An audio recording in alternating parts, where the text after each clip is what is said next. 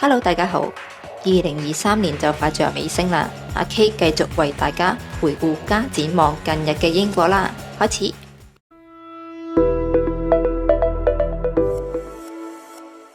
喺英國有個組織叫做社會正義中心 Centre for Social Justice， 佢哋今個12月發表咗一份300頁嘅超長篇報告，標題為英國嘅貧困狀況。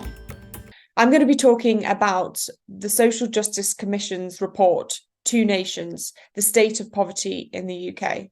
This is an interim report of the Social Justice Commission and has conducted an in-depth inquiry into what life is really like for the most disadvantaged across our country.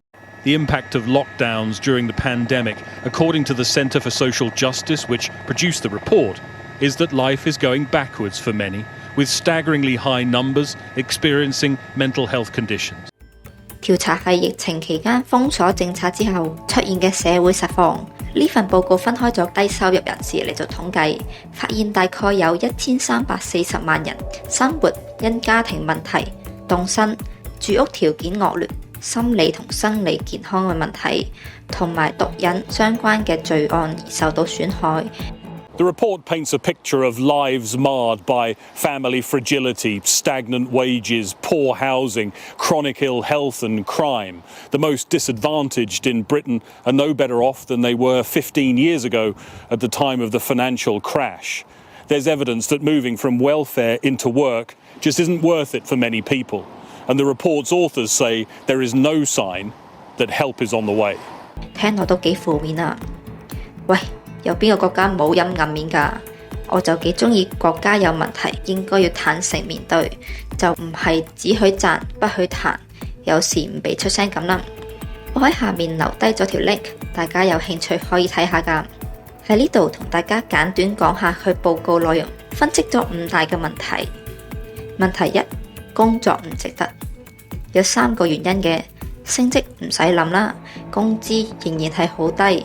工作冇保障咁啊，零工時合約嘅勞工階層冇固定嘅工作時間，有時收到公司 order 取消咗輪班，咁就少咗1日收入㗎啦。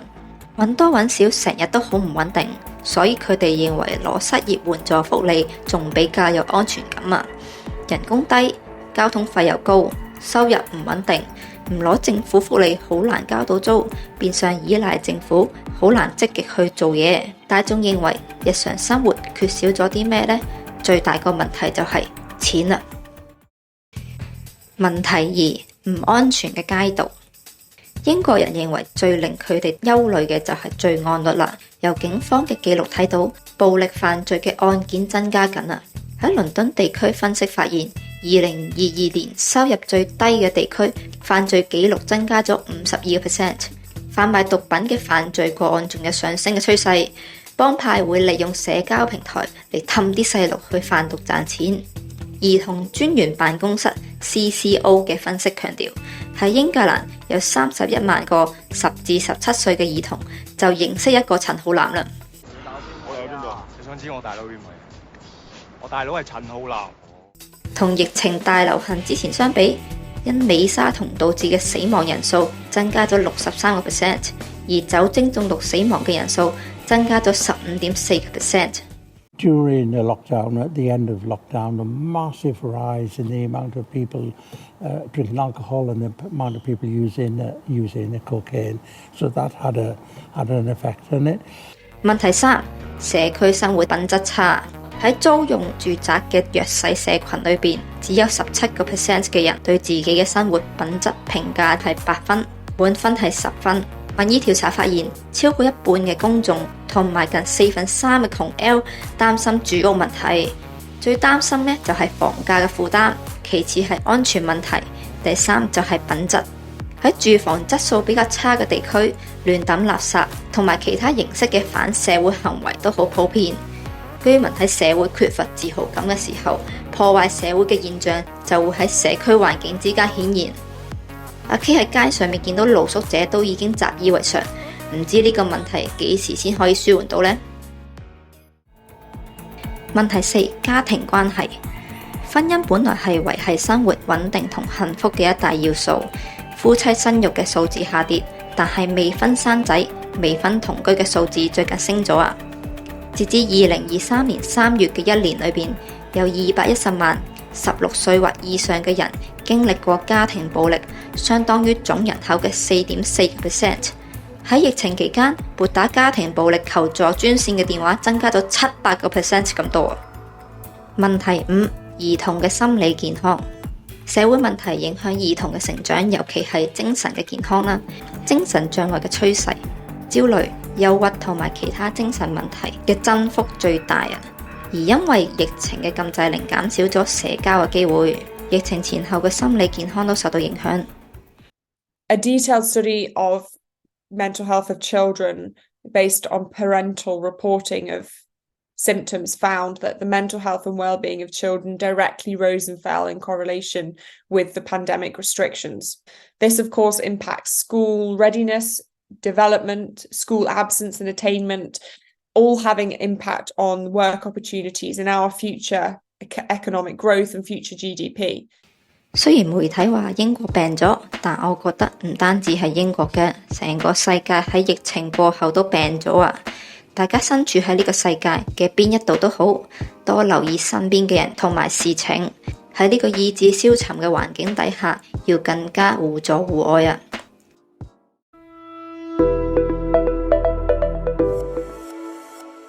近排講得好熱烈嘅盧旺達庇護計劃究竟係啲乜啊？英國周不時都會有一啲船仔偷渡入境，想尋求庇護，但係英國政府梗係唔制啦。不過人數實在太多啦，呢個問題真係好頭痛啊！喺2022年4月首次提出尋求庇護者 Asylum Seeker 將被送到盧旺達，送到嗰邊之後可以獲得難民身份並允許留低。In April, the UK government announced a new immigration policy. Those who travel to the UK by illegal and dangerous routes, including by small boats across the Channel, may be relocated to Rwanda, where they will have their asylum claims considered. 但係到目前為止，一個都未送走啊，因為法律質疑而推翻嘅。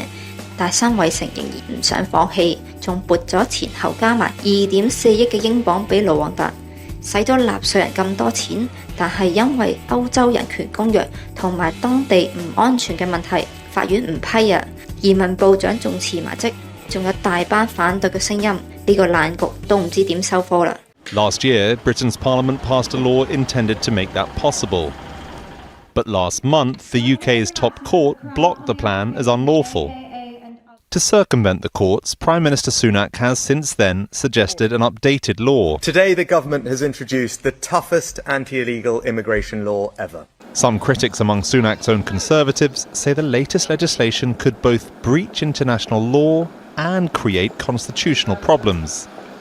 But others insist it is still not tough enough. And when that small number of Conservative rebels voted against this plan as it's currently proposed, it represented the first really public threat to this Prime Minister's future.